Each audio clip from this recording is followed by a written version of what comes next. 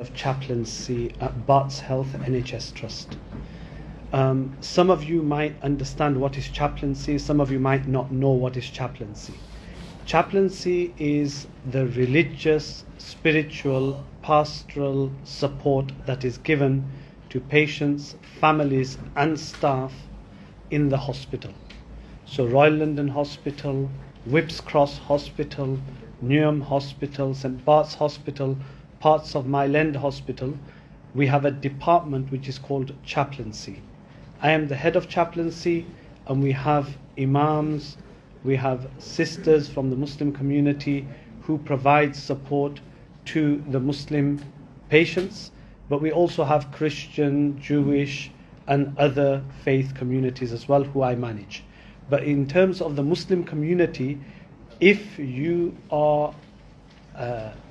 have a patient who is end of life, or you are coming into the hospital, you can request chaplaincy support, or you can request the support of an imam, or if you want a female, you can ask for a female. We can't guarantee you will get male or female because we don't have that many staff, but we do have chaplaincy support. Now, in terms of what we're talking about today, we're talking about end of life. When a person comes towards the end of life. Now, end of life can be a long period. It could be 1 year, it could be 6 months, it could be 2 months, it could be 3 days, it could be 24 hours. It depends on the circumstances and situation of the patient. If you or your loved one has been given a diagnosis or a prognosis that your loved one or yourself might not live for 1 more year, chaplaincy is here to support you. And there are some things which have been mentioned previously by Dr. Georgie Osborne, Emma and Tamina about some of the things that happen at the end of life. Some questions that you are asked, some medicines that you may be given, some decisions that you might have to make. And in those decisions, sometimes you're not sure because it's something for the first time you are being asked this question. One of those questions that you may be asked is DNA CPR. Do not attempt to resuscitate. Okay? Now, what is do not attempt to resuscitate? A patient is ill, very, very ill. Their prognosis is terminal, that they might not live for too long, and they are dying. And then the doctors will come and say, well, if the heart stops, should we attempt to resuscitate that again or not? And the doctors, in their professional judgment, might think, and through their experience will judge and say, well, we believe that it is not in the best interest of the patient to try and resuscitate, because this patient is so ill that it will harm them more than if we try to resuscitate them. Okay? Now, from an Islamic perspective, some people will say, oh, but you have to try your best and you have to keep on living. No. From an Islamic perspective, that is not the ruling, that you have to resuscitate. Yes, you have to try your best, but within the means which is what you would consider normal, what you would consider compassionate, not something that is going to harm the patient. So if somebody, a family, is asked about do not attempt to resuscitate, then if they feel that they are in agreement with the doctor's judgment, they can say yes. Ultimately, this decision is the doctor's decision, it's not the family's decision, but they always discuss with the family. And if you're not sure, you can come and ask for chaplaincy. The imam or the sister will come and sit with you and discuss with you and give you an opinion or from an Islamic perspective, and then you decide after that. But there is nothing wrong in agreeing to a DNAR decision with the doctor. Nothing wrong with that. Islam allows for you even not to take medicine if you know that medicine is definitely not guaranteed to come with an outcome. Okay? Yes, we should take medicine as much as possible, but if you don't know that 100% the outcome is going to be this, then you can refuse that particular intervention, and this DNAR is also part of that ruling. Secondly, pain relief. There's a lot of questions which we have from families which say a person has got cancer and they are dying in the last week of their life, in the last 24 hours, 48 hours of their life. And then the palliative care consultant will come and say, well, we believe that you should have some pain relief. And this is a bit of morphine. And this will relieve the pain and the person will be comfortable. And lots of patients and families I have seen, sometimes they say, no, we can't take pain relief. The person has to be conscious at the time of death because we want them to say the kalima la ilaha illallah. Now, yes, we want people to say the kalima la ilaha illallah. The kalima la ilaha illallah are the last words that a Muslim is recommended and encouraged to say, and if they say them, then it is deemed as a good death.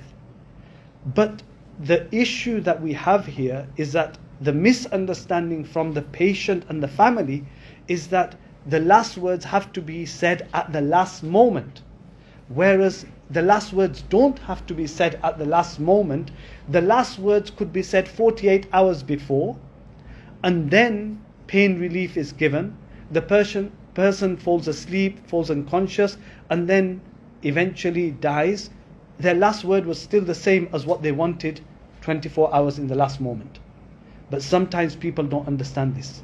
So if you are offered pain relief and without pain relief the person is going to suffer, Islam doesn't say you suffer deliberately. Islam says, yes, suffering can be an expiation of your sins, but Islam does not say you suffer deliberately. If you receive any suffering, then you take that with patience.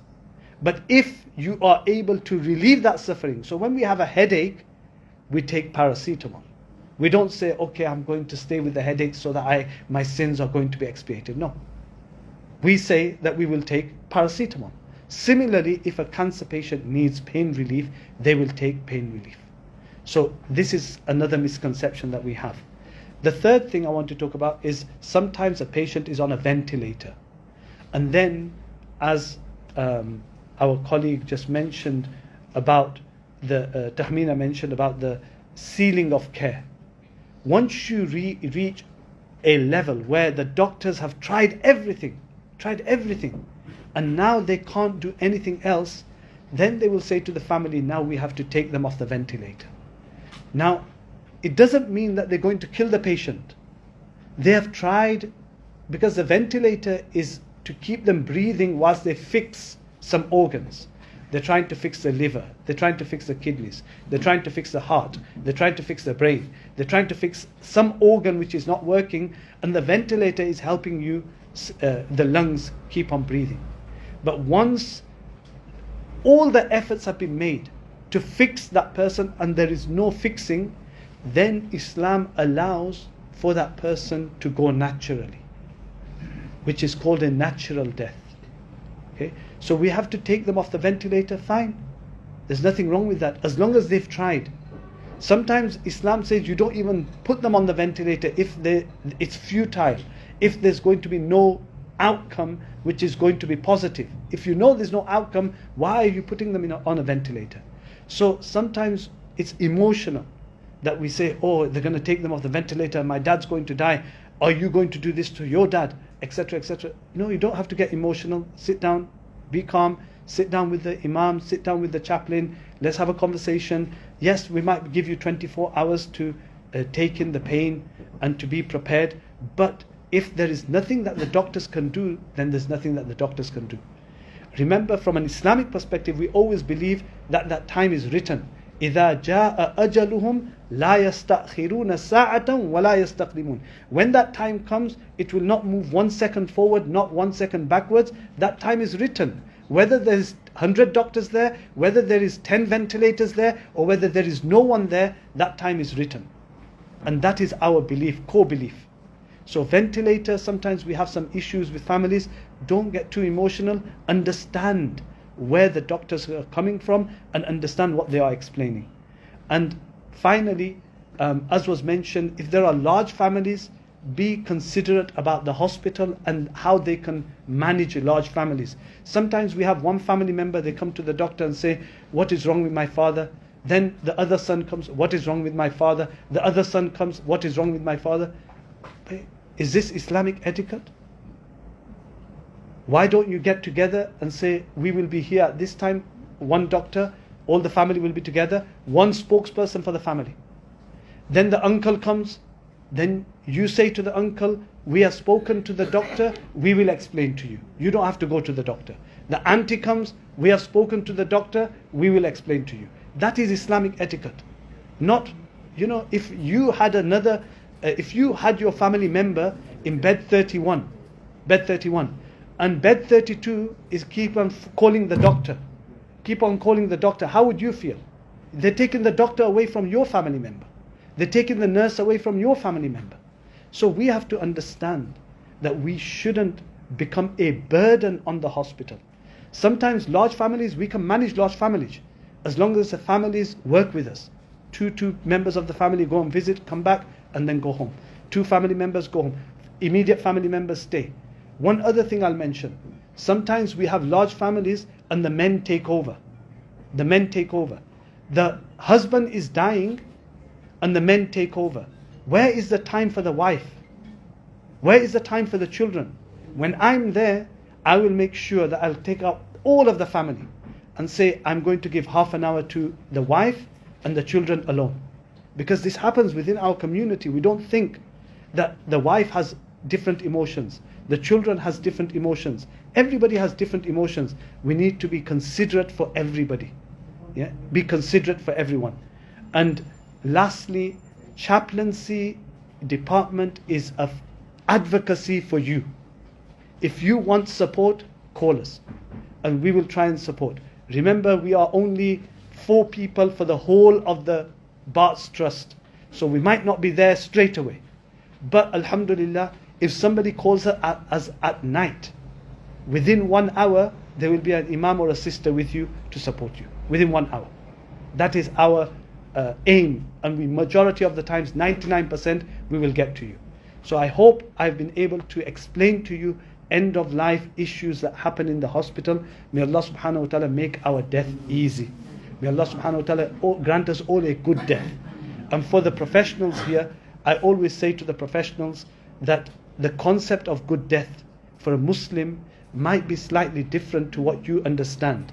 And I give the example that on Whitechapel Road, if somebody is crossing the road and a bus unfortunately has an accident with that individual and the person is lying on the road, and I've just come out of the station and I see this individual and I run to the individual and I recognize that he's a Muslim, and I sit next to him and I say, La ilaha illallah, Muhammadur Rasulullah.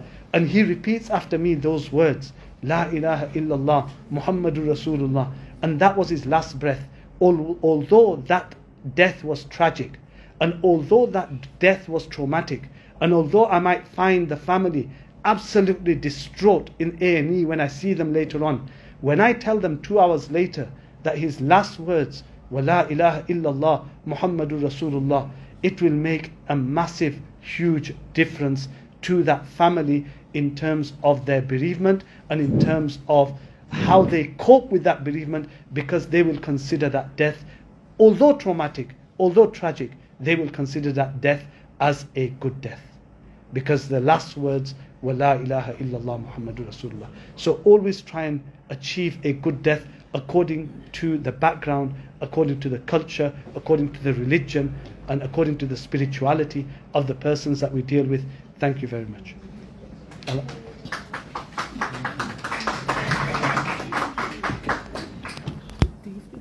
Sheikh's going to speak Bengali. He's going to translate.